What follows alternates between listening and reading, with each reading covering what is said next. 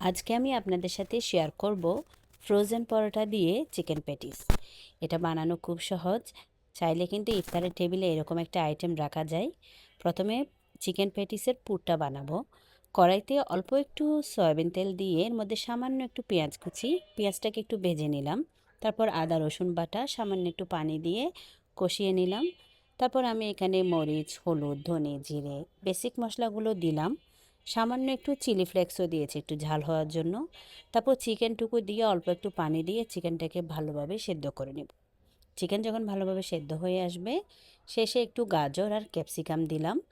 চাইলে আরও নিজের পছন্দ মতো এখানে ভেজিটেবল অ্যাড করা যায়। তারপর একটু সয়া সস, সামান্য একটু টমেটো সস দিয়ে চিকেনটাকে আরও কিছুক্ষণ একটু ভাজবো।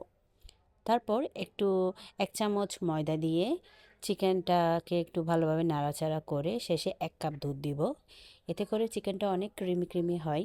এ পুরটাকে দিয়ে যে কোনো রকমের স্ন্যাক্স কিন্তু বানানো যায়।